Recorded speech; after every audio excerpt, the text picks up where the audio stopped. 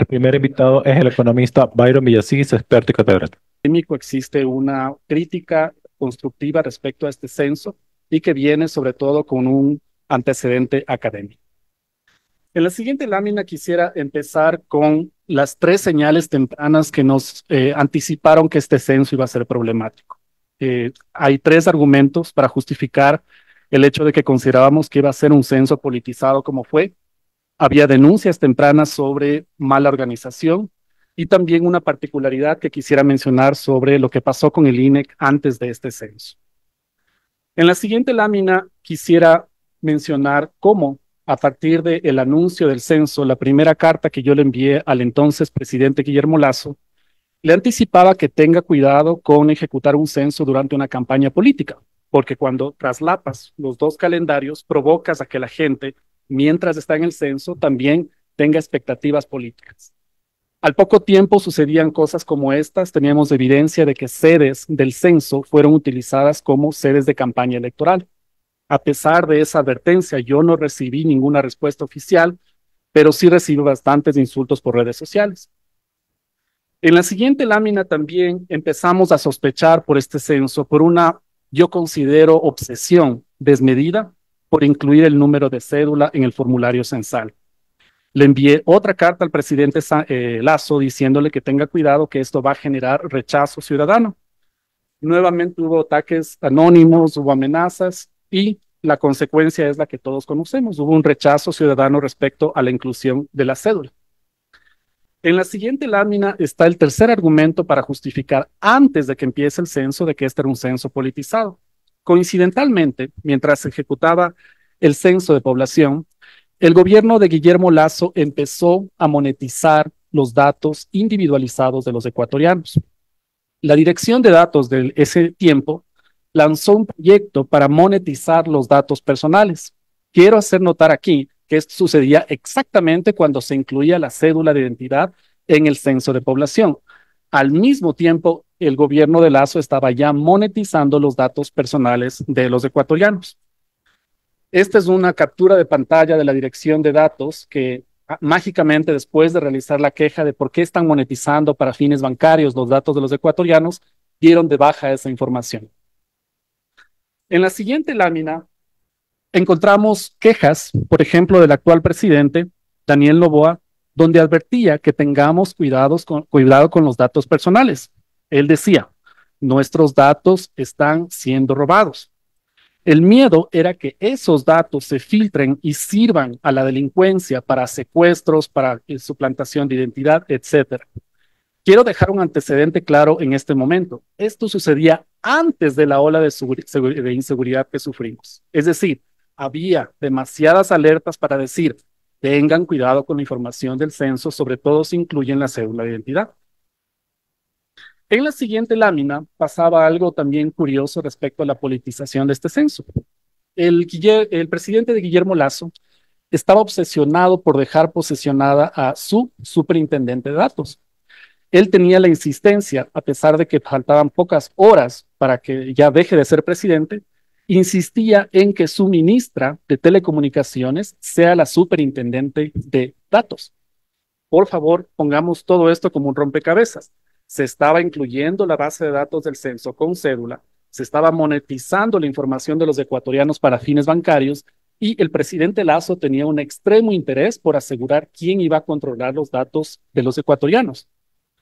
Ventajosamente, el presidente Noboa bloqueó esa intención y permitió que exista otra persona que no sea la ministra de Lasso para que sea la superintendente de datos.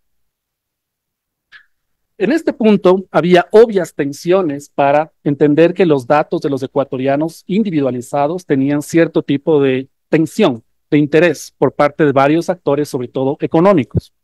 El INEC, obsesionado por obtener esos datos, provocó inclusive que exista un rechazo en sectores de la ciudadanía. En el actual periodo del Consejo de Participación, finalmente se elige un nuevo superintendente, pero lo que muy pocos saben es que el superintendente no tiene oficinas, no tiene presupuesto. Es decir, nadie está controlando en sentido efectivo quién tiene la información de las bases de datos que el actual presidente también se quejaba. Si es que hay una institucionalidad, debería haber reglas claras, presupuesto, o por lo menos oficinas. La superintendencia ni siquiera tiene oficinas actualmente. El tercer argumento en la siguiente lámina es el hecho de cómo el censo, en la siguiente lámina, por favor, cómo el censo estaba siendo ejecutado con una particularidad que nunca antes había sucedido. El INEC, por primera vez en la historia, no estaba adscrito a una Secretaría de Planificación o ente similar. La actual administración decidió eliminar esa adscripción y ahora estaba adscrito a la presidencia. ¿Qué quiere decir esto? Que este es el primer censo en la historia que el INEC no tiene una articulación organizacional que supervise que el censo sea bien trabajado. La presidencia de la República, en la época de Lenín Moreno, decidió adscribirla y todos sabemos que la presidencia de la República no tiene tiempo ni interés para estar supervisando un censo.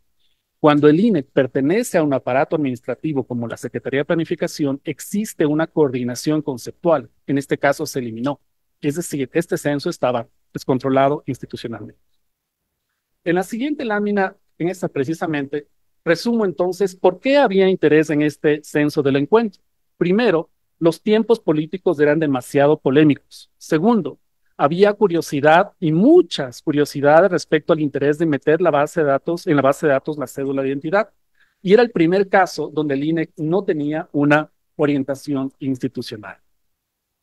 Por si esto fuera poco, en la siguiente lámina había denuncias tempranas de mala organización respecto a la actualización cartográfica, respecto a las quejas de los pueblos afros e indígenas y respecto a la falsificación de documentos de comunicación en el operativo censal. Todo esto está documentado.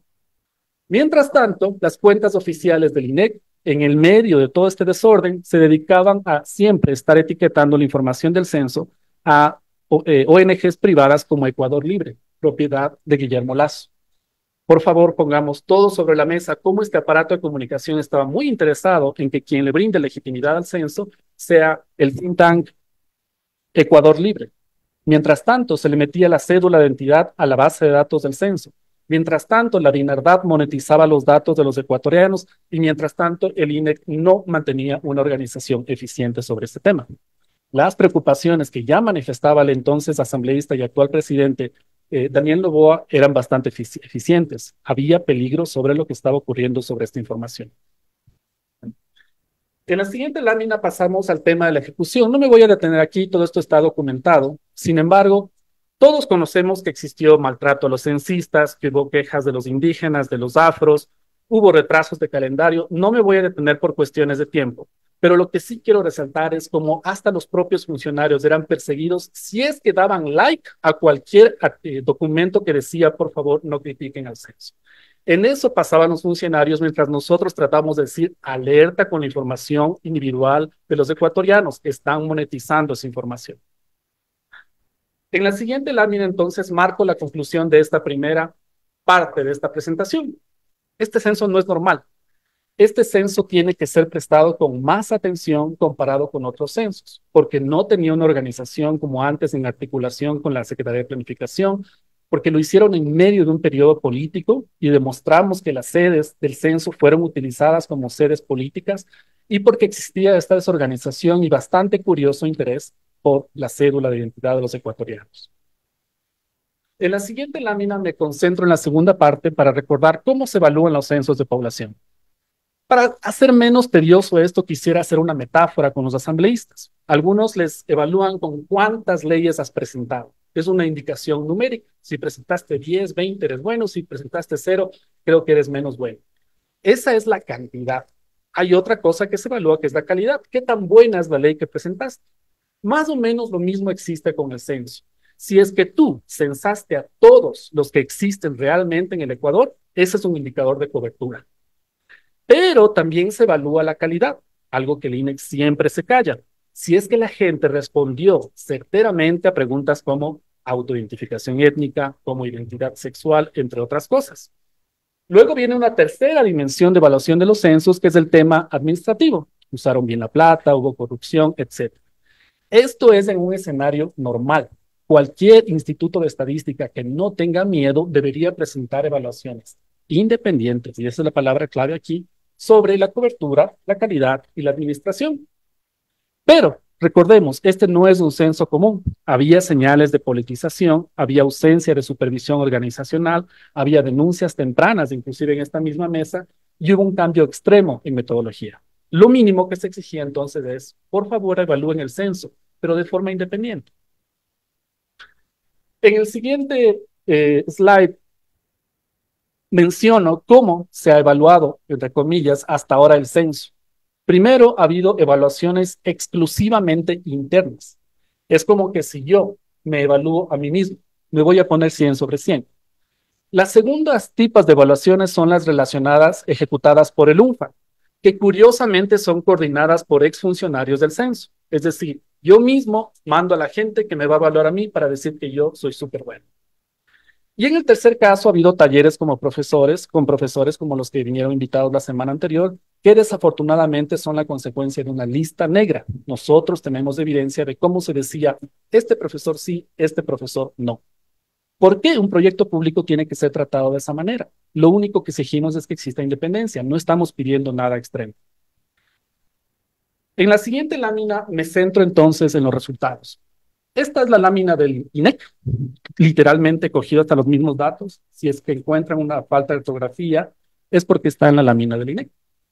Aquí se aduce que censaron a 16.9 millones de personas, que hubo una omisión de 738,000 y que la población es 17,7. Linda la lámina con errores ortográficos del censo. Ahora veamos en la siguiente lámina qué es lo que sucede en realidad. Esta descomposición es lo que hicieron con el censo en línea. No hay certeza, no entregan la base de datos del censo en línea para evaluar, por ejemplo, elementos como, es la lámina 19.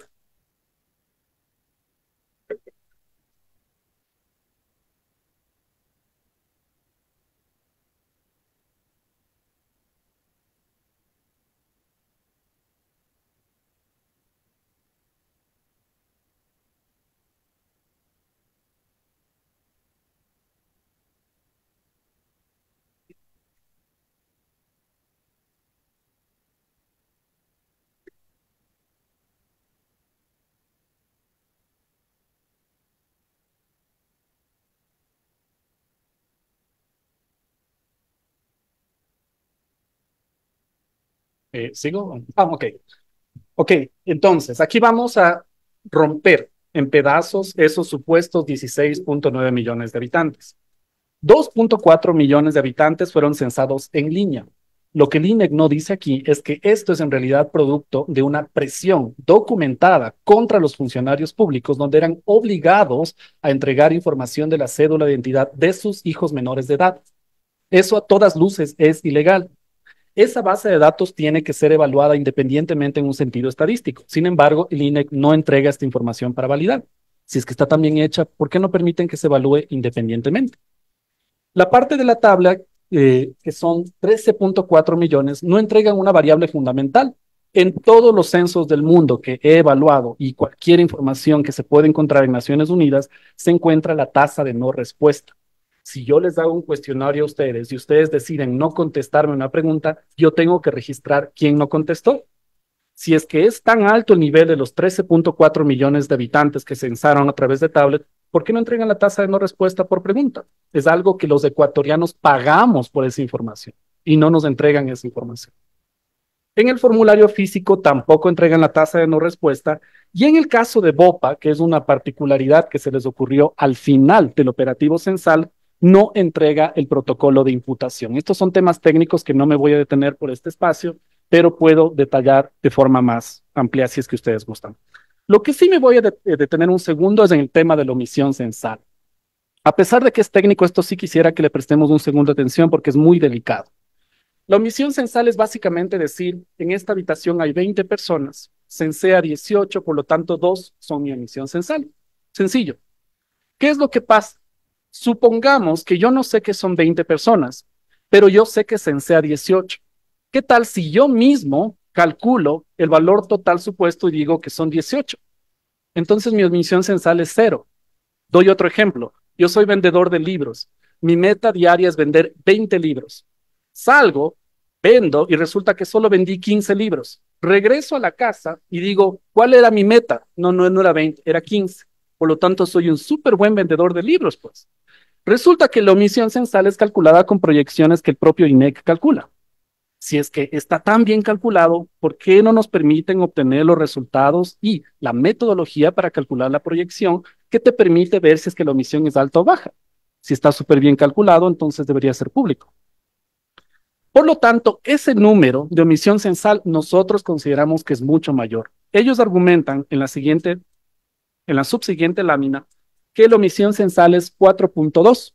Nosotros argumentamos que es mayor al 12%, lo que significa que el censo es un fracaso. Y si es que quieren evaluar de forma técnica e independiente, ¿por qué no lo hacemos de un debate público, transparente y abierto?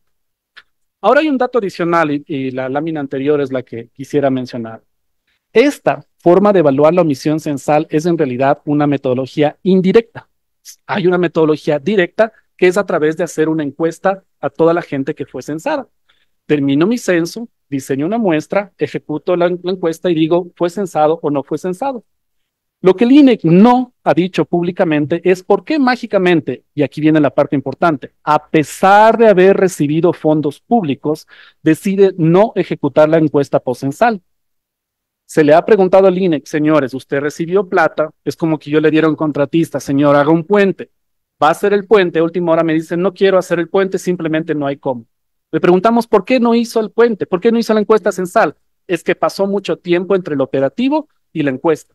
Le preguntamos, ¿cuánto tiempo? 4 días. 4 días para ellos es un montón de tiempo para no ejecutar la encuesta postcensal. ¿O será que en realidad no se quería ejecutar la encuesta para evaluar la calidad del censo? En la siguiente lámina, entonces, quisiera centrarme en un argumento que es muy común. De nuevo, es la 22, por favor. Es una lámina del INEC. Si hay errores, son del INEC. De acuerdo al censo del encuentro, este es el justificativo para decir que el censo del 2010 está mal. Es bastante chistoso, por decirlo menos. Lo que ellos hacen aquí es, dicen, verán, puse en rojo la proporción de afros en el censo 2001, 2010 y 2022.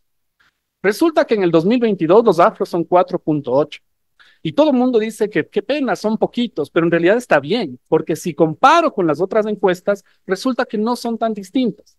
Por lo tanto, y llegan a la conclusión hasta profesores que me llaman muchísimo la atención, profesores con, asumo, cursos básicos de estadística, llegan a la conclusión, entonces la estadística está mala del 2010, porque los afros se nota que son igualitas a las encuestas postcensal, a las encuestas que ellas comparan. En la siguiente lámina quisiera hacer notar un tema que ningún estudiante de primer nivel de estadística dejaría aceptar este error base. Si yo cojo un termómetro, es para medir temperatura. Si yo le quiero medir el peso, uso una balanza. Si diseño una encuesta de empleo, no es para cuantificar población, es para medir desempleo. Si diseño una encuesta de condiciones de vida, no es para cuantificar afros, es para evaluar condiciones de vida. Las encuestas se hacen con muestras, no son conteos de población. Lo que están comparando ahí es una encuesta con un censo, es una barbaridad técnica que ninguna persona que ha pasado por estadística diría, no, pues comparemos los dos y por lo tanto está bien. En la siguiente lámina, supongamos que me salto ese curso. Supongamos que me digo, ¿saben qué? Estadística no sirve para nada, pero igual voy a ser director de INEC. ¿No será que una encuesta, tal vez, digo, capaz me estoy equivocando, una encuesta se entrega con márgenes de error? Ustedes quizás están más familiarizados con encuestas de popularidad, de intención de voto. No sé si se han fijado que esas tienen un margen de error. ¿Por qué si es el Instituto de Estadística, remarco, estadística, no muestra las tasas de margen de error? Y cuando yo meto las tasas de margen de error, adivinen qué pasa con el dato censal cuando se compara con las encuestas. Resulta que el censo del 2010 no ha estado mal. Y si tan mal estaba el censo del 2010, ¿por qué justo cuando entregan los datos del 2022 se quejan? Yo hubiese esperado que tenían 2011, 2012, 2013, hasta el 2021 para decir, Dios mío, ese censo está mal. Justo cuando entregan los del 2022, resulta que ha estado mal. ¿Pero por qué? Porque se ajusta a un pretexto. Cualquier estudiante de lógica y ética y de estadística le diría, si yo voy a cometer la barbaridad estadística de comparar una encuesta con un censo, por lo menos voy a tener la delicadeza de poner margen de error. Y ahí resulta que el pretexto se esfuma. Por lo tanto, el dato de afroecuatorianos en el censo del 2022 está subestimado, tiene un error grave. En la siguiente lámina, agrego un tema adicional. ¿Saben qué? Me voy a olvidar de lógica y ética, me voy a olvidar de estadística, me voy a concentrar solamente en la parte conceptual. Por favor, estudiantes de economía, sociología, antropología, ciencias políticas, revisen esta literatura. Nunca un afroecuatoriano se va a calificar de forma jerárquica inversa. Me voy a explicar en vez de palabras tan absurdas. Lo que aduce el INEC es que en el 2010 una persona mestiza se calificó como afro. O los montubios que se califican de forma inversa. Eso no existe, es absurdo a nivel operativo, hasta a nivel lógico. ¿No será más bien que la comunicación que tuvo hasta denuncias de contratos falsificados en la época de Guillermo Lasso con su secretario de comunicación, está documentado por si acaso, se atrasó, se equivocaron y por eso no llegaron a las comunidades indígenas, a las afro, a las montubias y por eso la gente no se autoidentificó? Porque eso de que yo soy mestizo y de pronto llega el censo del 2010, no, yo soy afro. Si ustedes encuentran un justificativo lógico, sociológico, coherente, les juro que ustedes se van a ganar un premio Nobel al siguiente día. Eso es absurdo, no existe. Lo que sí existe es lo contrario, que yo soy afro y porque no hubo una campaña de comunicación, yo no estuve pendiente a que me hagan la pregunta de autoidentificación. Yo soy indígena, pero nunca estuve pendiente, no me hicieron una campaña de comunicación y no me hicieron la pregunta, por lo tanto la proporción baja. Eso es lo lógico, pero el resto simplemente son excusas para decir que el censo no tiene errores. Para terminar, gracias, justo ahí. Quisiera mencionar algunas conclusiones respecto a este tema.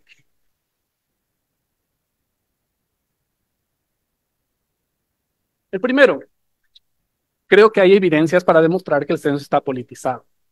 A pesar de las advertencias, a pesar de los insultos que recibí, hay evidencias que demuestran que el censo se hizo equivocadamente durante la campaña política del 2022.